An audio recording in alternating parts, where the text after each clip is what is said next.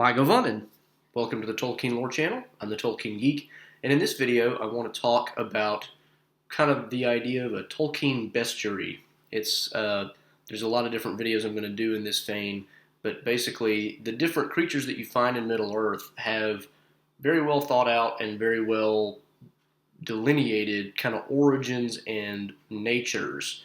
Tolkien, being the perfectionist that he was, didn't leave much of anything to chance.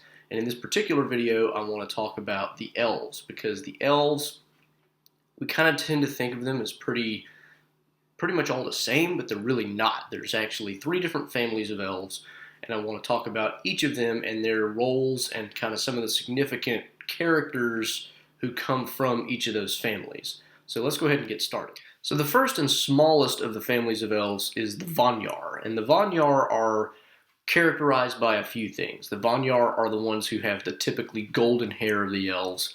You see a lot of golden-haired elves in the movies, but really it's only the Vanyar that have these. The other kind of defining characteristic of them is that they are, in terms of their mindset, much more aligned with the Valar than the other 2 groups. And I'll kind of explain that a little more as I get to them. You really don't see much of the Vanyar in the actual stories, because the Vanyar are the ones who are most willing to travel to Valinor. They're also the ones who are least likely to rebel, and so you really don't get a whole lot of them leaving back to Middle-earth in the Silmarillion, and thus you don't really have any Vanyar in Middle-earth at the time of the Lord of the Rings. You just really don't see much of them. There's no major characters from them, except insofar as they married into other families and had descendants through them. So there's not a whole lot to talk about in terms of their importance to the story. The main things about their importance to the story is the fact that they stayed with the Vanyar and were opposed to leaving means that, they were kind of in conflict a little bit with the elves who did leave. And then at the very end of the Silmarillion, Eärendil manages to return to Valinor, and with the help of one of the Silmarils, the one that Beren recovered from Morgoth. And he asked the Valar for help in the war against Morgoth, and the Valar come with their host, and that includes the Vanyar. The Vanyar are, they're not by any means a bunch of just kind of philosophers sitting around. They're perfectly capable of, being warriors as well, and they show that in the final war against Morgoth. But that's really the main interaction they have with the story. There's really not a lot that goes on for the Vanyar themselves. Now, that being said, they do have some important characters who are at least half Vanyar. So the main one that we all are familiar with is Galadriel. Galadriel, having golden hair, that's her Vanyar side coming through. She is also half Noldor, which is the second group of elves that I'll get to in a minute. But the main thing about Galadriel is she's got her mother was one of the, I believe, the sister of the king of the Vanyar, and her father was the king of the Noldor, who was also the father of Feanor, which I'll explain that relationship a little bit in the next section. But Galadriel is really the only major character that we know of in The Lord of the Rings that has Vanyar parentage. There might be some other ones that have some intermingling, but it's mostly the other 2 groups of elves by the point we get to the Lord of the Rings, because, as I said, very few Vanyar were ever in Middle-earth, other than the very beginning when they were first discovered by the Valar. All the Vanyar went to Valinor. None of them stayed in Middle-earth. There were a few of the other elves that stayed in Middle-earth and never went to Valinor, which I'll get to in a bit. But the Vanyar basically went to Valinor at the very beginning, never left. And so, to the extent that there's any Vanyar in any of the Lord of the Rings, it's only as a result of marriages that occurred in Valinor before the flight of the Noldor. Speaking of the Noldor, let's get to them. The second largest group of elves, of course, is the Noldor. The Noldor it's basically a way of Tolkien kind of taking the word gnome and making it a little bit different for his languages, and it signifies the idea that they know a lot. These are the elves that like to study and learn and make things. These are more in tune with dwarves than any other group of elves, because they have similar interests. They like craftsmanship, they like but they also like other things that dwarves aren't necessarily that into, like learning. I mean, they just enjoy, like Tolkien, developing languages, developing alphabets. I mean, they're basically the brain people of the elves. That's their thing. They're also characteristically dark-haired. You don't really see golden-haired Noldor, except insofar as you get Vanyar intermarriage, like in the case of Galadriel. And let me go ahead and explain that. The king of the Noldor, most of whom did make the trip to Valinor, there were a few I think that dropped off, but the king of the Noldor had an original wife that was also Noldor. She gave birth to Feanor, who's the one who created the Silmarils, and in doing so, didn't per se die, but she used up so much of her life force in delivering Feanor that she just kind of gave up living. And that was kind of an odd situation because elves weren't really supposed to die, and this happened in Valinor where nobody dies. And so it was seen as kind of a great tragedy and a very unnatural event. And even though by the rules of the way the world is supposed to work, she should have been kind of reincarnated and brought back to life after dying, she never really did. She just kind of chose to just sleep, for lack of a better term. There's really no other way to say it. After she died, the king of the Noldor took another wife who was of the Vanyar. And that's how you get Galadriel, you get Fingolfin, you get Fingon. There's the different Noldor that leave with Feanor who are kind of, they never really get along very well because they have that kind of clash between the Vanyar and the Noldor. Feanor always kind of sees himself separate from the others. But it's interesting because that's basically where all the golden-haired people come from. Most of them are dead and gone by the time you get to Lord of the Rings because they've all been killed in the war with Morgoth. But there are several at the time of the Silmarillion that you can follow. I mean, if you actually look in the Silmarillion, there's kind of a family tree that shows who parented who and all that stuff. So, I mean, you can follow along with which ones are the ones that are going to have Vanyar parentage. Like I said, almost all of them died. But there are several of them. There are actually more High Kings of the Noldor that have Vanyar parentage than have purely Noldor parentage, because Feanor was the only one who was purely the product of two Noldorine elves. So most of the Noldorine elves, of course, have dark hair. So, I mean, like Feanor would have had dark hair. This is where Elrond gets his dark hair because he is, well, partially. I should qualify that because he's also the descendant of, Elrond is the descendant of a whole lot of different people, including Min, Maiar. There's a lot going on there. But he is prototypically a Noldorine elf, as is Gil-galad, who is the last High King of the Noldor, who also, if you watch The Lord of the Rings, in the prologue, there's a very, very, very, very brief moment where you see an elf kind of just stabbing an orc with a spear. That's Gil-galad. And he has dark hair, which makes sense. He's a Noldor. But anyway, that's kind of the Noldorine. They tend to be a little more friendly with the dwarves because of their craftsmanship type ways, but they also, as a result, tend to be a little apart from the other elves because they just have different interests. And that isn't really what led them to rebel. I mean, this is the primary group that left Valinor in the rebellion because it was Feanor's family basically leaving on account of the Silmarils and all the other things that went down when Morgoth did his thing. But they weren't leaving because they were Noldor. It was just kind of a family, affair, essentially. So the fact that they are primarily interested in those things isn't what drove them away. It just happens to be what led to the event that did drive them away. So that's the Noldorine, and now there's one more group of elves that I want to talk about.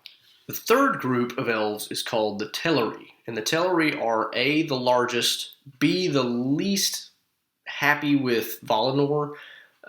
They're also characteristically much more interested in being singers and being shipwrights. They are by far the best shipbuilders in Middle-earth. and most of the great minstrels of the elves come from the Teleri. They have the best singing voices, and they spend a lot of time singing, mostly near the seashore because they're very much in love with the sea. And because of that, they're very much in tune with Ulmo, much in the way that the Noldor are kind of in tune with Aule the Smith, and the Vanyar are a little more attracted to Manwë and Varda. So each family of elves kind of has their own patron saint, you could say, in the Valar. But the interesting thing about the Teleri is because they're the least likely to travel to Valinor, that's where most of the elves who stayed in Middle Earth come from. They're mostly Teleri. Uh, and the part of the thing there is they just kind of were overawed by Valinor, and the Valar, I should say. And a lot of them just didn't want to make the journey just because of fear. They were always kind of the least hardy, the least adventurous of the elves. And so they really didn't have the same unity of purpose in terms of getting to Valinor as the Noldor even, but especially not the Vanyar. And so you find pockets of elves in different parts of Middle Earth that are almost entirely, or even entirely, Telerin in origin. So the other characteristic thing about them is they tend to have silverish hair, and you get people like Celeborn fall into this category. Thingol, the father of Luthien, who is of course Beron's love interest, he's actually the original king of the Teleri. He was going to go to Valinor, and then met Melian the Maya in the forest of Doriath, and then fell in love and just didn't carry on. And then his brother ended up becoming king instead. So you've got a lot of different Teleri who stay in Middle Earth for different reasons, and a lot of that has to do with just not being willing to make the journey. Some of it ends up being because, wow, we really like this ocean. You know, they travel from far inland all the way to the shores of Middle Earth. They find the ocean and they're like, wow, this is awesome. And so a lot of them just kind of stop their journey there because they don't want to go across. And even the ones that do go across, once they finally reach Valinor, they're really not happy living on the mainland continent of Aman. They want to live near the ocean. And so the Valar create kind of originally when they set up the continent of Aman, they had put a mountain range all along the eastern border basically to keep Morgoth out, because they had already had a lot of dealings with Morgoth trying to deal with his issues and him trying to wreck the world of Arda.